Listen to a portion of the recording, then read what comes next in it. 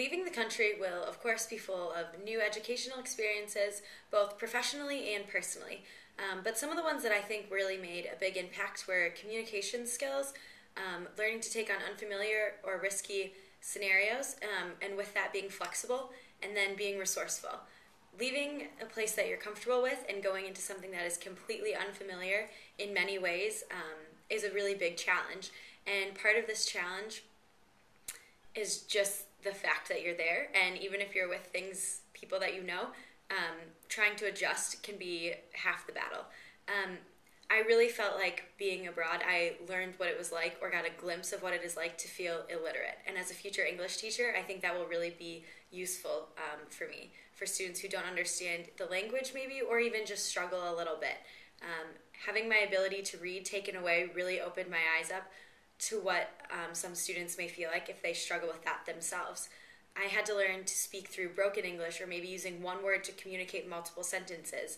It taught me to be concise and to really listen to the other person to see what they are understanding and grasping, so that I know what best to give forth, so that we can have the most fluid conversation as possible. And I think that's really important in teaching, to be concise and clear and learn how to be flexible with your words so that the ideas can get across. I also think that being in a group environment for that long and traveling together for a month can be stressful, but at the same time it can be really enlightening. Group dynamics are really important, and sometimes it's important to be the leader and sometimes it's important to be a follower, and a lot of give and take is included in that. I think 14 people don't need to navigate the metro, for example, so it's important to know when someone needs to step up and do it, and when that should be me, or when maybe it's easiest if I just let two people do it and I decide to be a follower and go with the flow. I think that's really important in a classroom, to know when students have a handle and when they don't, and when I need to be there and really constructing and scaffolding them, and when their freedom is okay and when that will be good. So I think I really internalized that for my future professional life. My ability to take risks and be flexible in unfamiliar situations was great. Sometimes I didn't know what the right answer would be for where to turn, or if what I was ordering was what I meant, or how to communicate the right way.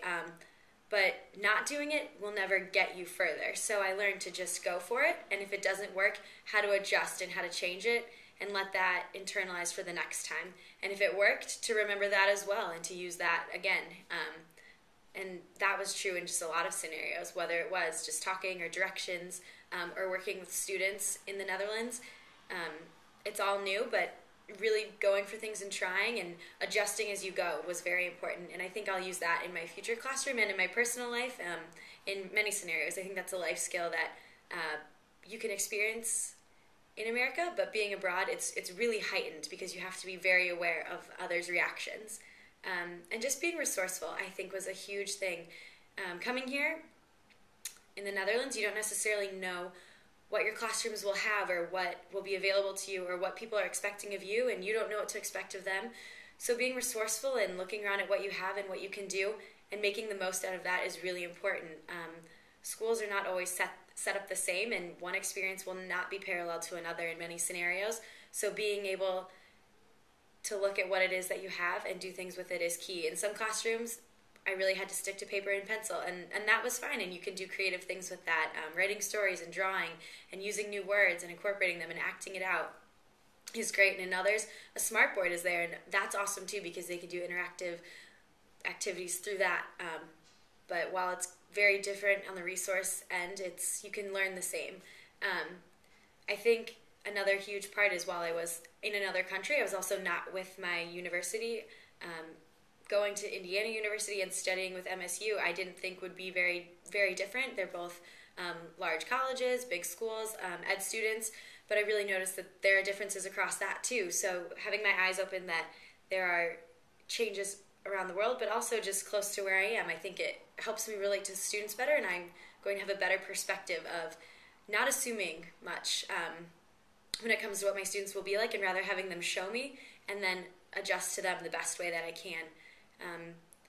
I think leaving the country gives you a new experience that practicing things in America won't, just because it is so unfamiliar, and you really do have to be pushed into in a new environment quickly, and you have to learn to adjust faster, and you can't rely on your own or old habits of comfortability, speaking the same language, or having friends that you know and people that you know.